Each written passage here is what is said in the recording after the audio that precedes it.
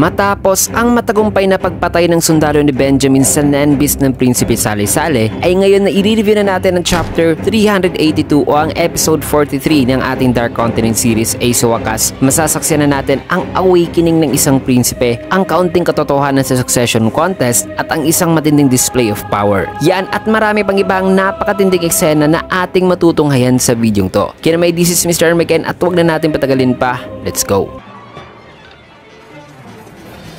Ang pamagat ng ating chapter ngayon ay Awakening at nagsimula eksena dito kina Hulkenberg kasama ang mga guards nito na naglalakad patungo sa isang lugar na kung saan ay sabi pa nito mga sundalo na nandito na naman daw sila na kada umaga na lang daw ay pumupunta raw dito sina Prinsipe Hulkenberg. May kita rito na nagbalik na naman sina Hulkenberg dito sa entrance gate patungo sa quarters ng hari na kung saan ay binati siya ng isang sundalo ng magandang umaga. Nasabi pa nitong isang sundalo na wikang isa na naman po bang letter yan para sa hari? Kami na lang po ang tatanggap nito. Nasagot naman ni Hulkenberg na oo. Ngunit sa isipan naman nga ni Hulkenberg ay wika pa niya na hindi. Nagpunta raw sila ngayon dito para maghatid sa personal ng ibang bagay mga kaibigan na kung saan ay biglang nagpalabas ng baril si Hulkenberg at itinutok ito sa sundalo na kabantay sa gate. Sabay sabi ni Hulkenberg na huwag kang kikilos. Nanigas naman itong sundalo mga kaibigan dahil sa gulat. Sabay makikita na ang lahat ng nakabantay dito ay tinutukan na pala ng baril nitong mga guards ni Hulkenberg. Ayon pa rito ni Hulkenberg na umabot pa raw ng 4 na araw bago pa ibinaba ng bahagya nitong mga sundalo ang kanilang mga baril. Kasi parang nasanay na rin ang mga to na sa tuwing umaga ay bumibisita itong si Hulkenberg para maghatid ng letter sa kanyang ama. Na ayon pa kay Hulkenberg na buti na lang daw ay nakapasok raw siya rito ng maaga na wala pang napapatay na bagong prinsipe. Pero bago pa man nakapasok si Hulkenberg mga kaibigan, ay kung gusto nyo ng isang safe na site and app para manood ng dilang anime, movies, TV series, pati ng mga sports mga kaibigan, lahat-lahat na ay sagot yan ng Usine. May 7-day free trial po sila kung sakaling gusto nyong itry. Pero worth it talaga mga kaibigan ang subscription dito since nandirito na ang lahat na gusto nyo. Kaya naman kung interesado kayo ay iiwan ko na lang ang download link dyan sa pinned comment. Maraming salamat. Now let's get back to the video. Dito ay nakapasok na nga si Hulkenberg sa quarters ng hari at may kita dito na ang hari ay nakaupo lamang mga kaibigan habang si Hulkenberg ay dahan-dahan nang lumalapit sa kanya na sa isipan naman ngayon ito ay wika niya na tatapusin na natin ito ngayon,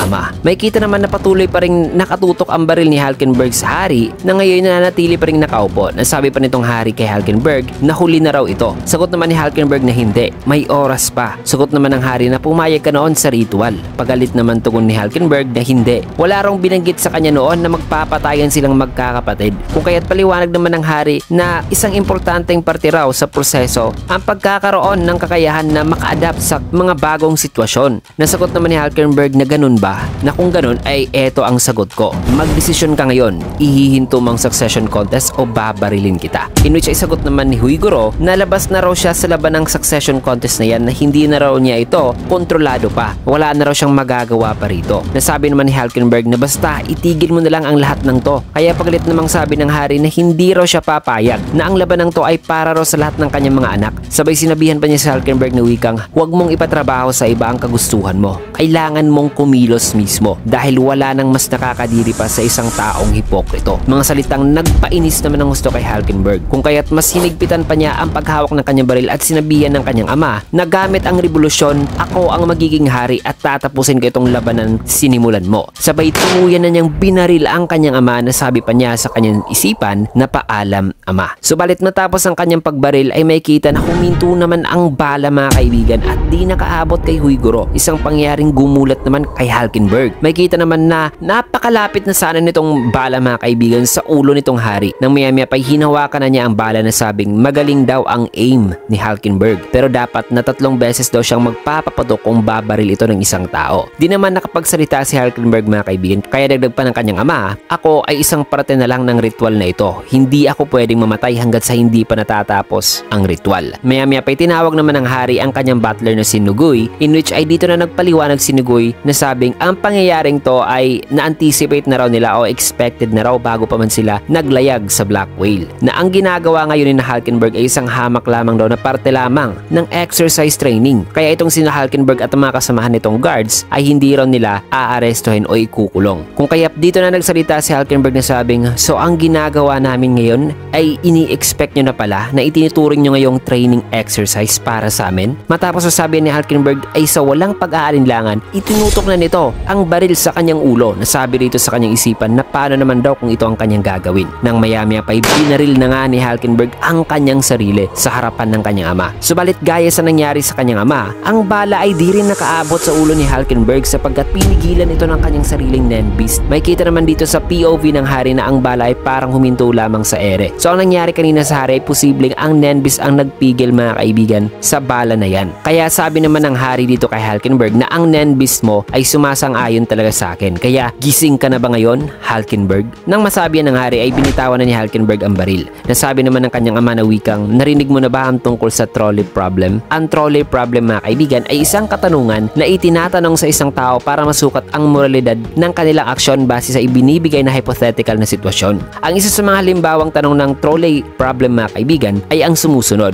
Kung papipiliin ka, ililigtas mo ba ang 5 tao na hindi madaganan ng umaandar na tren pero kailangan mong ilihis ang track ng tren na ikakamatay naman ng isang tao na whether ang taong yan ay isang kilala mo o mahalaga sa buhay mo? O di kay ililigtas mo ang taong ito sa pamamagitan naman ng paglihis sa tracks ng tren na papatay naman sa 5 taong yan? Alin dito mga kaibigan ang pipiliin mo? Yan ang isa sa mga fictional scenario sa trolley problem. Na sa case dito ay sabi naman ni Hulkenberg na ibig barong sabihin dito ng kanyang ama ay papipiliin siya nito between sa kakin o sa kanyang kapatid. Nasagot naman ng kanyang ama na akala mo na dalawa ang pagpipilian mo. Hindi ito ang Hulkenberg na kilala ko. Nagpapatunay lang daw na wala sa matinong pag-iisip itong si Hulkenberg ngayon. Kasi ang tamang pag-iisip mga kaibigan ay dapat ay always na uunahin nito ang buhay ng taong bayan. Pero ang tanong ay sino kaya ang mag-i-initiate at mag-take action na gawin yan? Mga salitang nagpagalit naman kay Hulkenberg nilagdag pa nitong hari na hindi ka magiging hari kung hindi mo papasanin ang karma. Hindi mo rin mababago ang bansa kung hindi ka magiging hari. Kaya pwede lang daw siyang sabihan nitong si Hulkenberg na hindi rin ito kailangan ng hari kung naging hari na raw ito. Matapos ang sabihan ng kanyang ama ay may kita na umalis na lamang si Hulkenberg kasi wala na siyang magawa mga kaibigan. So sa sumunod naman na eksena ay may kita itong sundalo ni Benjamin na naka-assign kay Hulkenberg na si Shikaku na ngayon ginigising na ni Benjamin gamit ang transmission device. Nasabi ni Benjamin kay Shikaku na sumagot ka. Nagising naman itong si Shikaku na sabing nasa room 1009 daw siya na ang 9 Prince Hulkenberg ay umalis daw kanina para ihatid naman ang petition letter sa hari. At nagpahinga lang daw siya pero ang nakapagtataka ngayon ay nakatulog daw siya habang wala ngayon ng prinsipe. Na bakay inatake raw siya kanina ng Nene-Beast nitong Prinsipe Hulkenberg pero wala naman daw marka na balahibo dito sa kanyang kamay na bakay nawala na raw siguro ang marka. In which ay sabi naman ni Benjamin nagagawa raw ng revolusyon si Hulkenberg kaya sagot naman ni Shikaku na nagmamadali na wikang pero nag-withdraw na po siya sa succession contest diba? Maya-maya pa sa paglabas ni Shikaku ay nakita na niya na walang tao rito mga kaibigan kaya agad niyang sinabihan si Benjamin na pupunta na raw siya kaagad sa area na pinuntahan ngayon ni Hulkenberg na sabi naman ni Benjamin na huwag kang mag-alala. Ayos lang naman ang hari. Na kumalma na raw ang lahat nung sinabi nila na parte lang ng training ang nangyari. Pero napunta raw talaga si Hulkenberg kanina para patayin itong hari. Na habang nagsasalita dyan si Benjamin ay bigla naman nakaramdam si Shikaku ng pambihirang dami ng aura nang makikita na patungo na pala si Hulkenberg dito sa kanyang room. Nasabi pa ni Benjamin na pero sumablay daw si Hulkenberg sa pagpatay sa hari. Kasabay niyan ay makikita na pinagpapawisan na ngayon ng husto itong si Shikaku. Kaya sinabihan na siya ni Benjamin na ngayon ay seryoso na raw talaga si Hulkenberg na na-awakened na raw ito at gusto nang mag-all out. Kaya dapat na i-prioritize na raw ngayon ni Shikaku ang pagpatay kay Prinsipe Hulkenberg ngayon din at kunin din daw nito ang ability nito. Na matapos niyan ay makikita naman si Hulkenberg na seryoso na nga mga kaibigan at naghahanda na para atakihin si Shikaku. At ibang-iba talaga ang emosyon na nararamdaman ngayon ni Hulkenberg kung kaya't agaran namang inactivate ni Shikaku ang kanyang nen na tinawag na Yu-Gi-Oh! Coldcept. Samantalang makikita naman si Hulkenberg na gumawa na ngayon ng form na ayon pa rito na ang aura ng nagkakaisang mga tagasunod ni Hulkenberg ay nagsisilbi raw armor ng Prinsipe Hulkenberg. At the same time ay nagsisilbi rin daw pana ang aura nito habang ang wheel nito ay ginagawa raw nitong arrow. Na habang nakatutok na ang arrow mga kaibigan nagawa sa aura ay dito na in-expand ni Shikaku ang kanyang concept na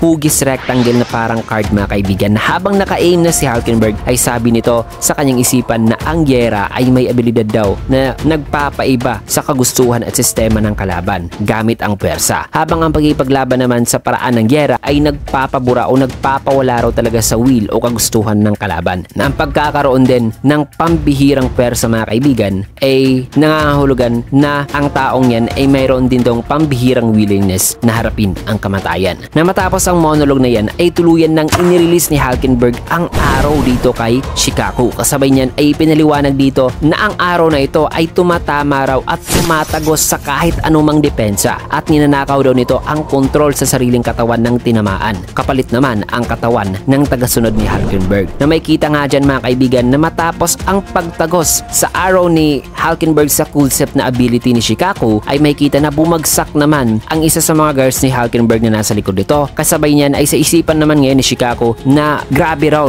hindi nga raw siya nabigyan pa ng pagkakataon na gawing card ang kanyang coolstep ability na napakatindi raw ng ability nitong prinsipe. Kasabay niyan ay tinapos na ng narrator ang paliwanag sa ability ni Hulkenberg na sabing once ang arrow ay nai-release na raw, ang arrow na ito ay hindi raw nade-deflect, nade-depensan o naka-counter, na ang arrow ay magpe-penetrate daw talaga sa depensa at tatagos daw talaga sa target nito. Isang ability na nagpapanigurado raw sa pagkapanalo sa laban. May kita naman na magkasabay na bumagsak si Shikaku at ang guard ni Hulkenberg na nasa kanyang likod kanina. Na maya-maya pa'y habang wala nang malay itong si Shikaku, bigla naman itong nagising at tumayo na sabing mahal na prinsipe. Sabay nagsalute ito na sabing ano po ang iyong utos. At may kita na ang nasa loob ni Shikaku ay ang guard na nitong si Hulkenberg na bumagsak kanina. So nagagawang ma-one-shot ni Hulkenberg ang kalaban, kapalit naman ang pag-transfer sa kanyang followers sa katawan ng target na nagre-resulta rin sa pag-alis ng parang kaluluwa o consciousness ng follower ni Hulkenberg sa katawan nito dahil nailipat na nga ito sa katawan ng tinamaan ng arrow. Matapos yan ay dito naman kay Kurapika ay ayon sa kanyang isipan na dalawang beses na raw siyang nakaramdam ng biglaang pagbulusok ng napakaraming aura na dapat ay panatiliin niyang ma-determine ang mga oras ng pag-release ng napakaraming aura pati ang lokasyon nito. Nabuti na lang daw ay hindi pa raw umaatake ang assassin dito sa kanila kaya mas nakaka-focus raw siya ngayon sa pagsisense sa nangyayari sa labas na kung sakaling ang ganoong kalakas raw na aura ay nagmumula daw sa iisang tao lamang ay delikado raw ito na kung sakali mang tatargetin daw sila ng taong yan ay wala raw talaga silang laban. Habang nag-iisip dyan si Kurapika ay sabi rin niya sa kanyang isipan na ang pagkakabahala ba raw talaga ang kanya natatanging option dito, pero hindi rin kasi ginagawa raw ng lahat dito ang kanila makaya para ma-anticipate ang kahit na anumang posibilidad na pwedeng mangyari, na kung iisipin daw niya ngayon na wala siyang kalaban-laban sa mga posibleng makakaharap nila ay magbibigay lang daw ito ng negatibong epekto sa kanyang nen kasi ang tanging kalaban lang daw sa usapang pagiging matatag ay ang kanyang sarili lang daw talaga. Matapos masabi yan ni Kurapika ay sa sumunod naman na eksena ay may kita itong si Prinsipe Sali-Sali na patay na mga kaibigan na sinusubukan na siya ngayong i-CPR ng isang babae habang tumatawag naman itong isa ng tulong. May kita naman dito si Yoshohi na posibleng tumawag na kay Benjamin at sinabihan na ito na tapos na ang kanyang misyon. So nagtagumpay na si Yoshohi mga kaibigan sa pagpatay kay Sali-Sali. So matapos sa eksena ngayon mga kaibigan ay ayon dito na ito na raw ang ika-8 araw ng paglalayag at linggo na ngayon mga kaibigan at ang oras ay 8:00 na ng gabi at may kita na nagsimula na nga ang banquet at naghahanda ng hari at ang lahat sa magpe-perform dito sa entablado ngayon at may kita ang mga host ng show in which ay nakahanda na rin dito sina Melody, Kacho at Fujitsu. So at last mga kaibigan ay ngayon na ang araw na isasagawa na ni Melody, Kacho at Fujitsu ang kanilang planong pagtakas sa ship. Kaya na may nakaka-excite na ang susunod na mangyayari sapagkat may kita na natin ang pagsagawa ng isang malupit na escape plan, ang execution nito at ang nakakagulat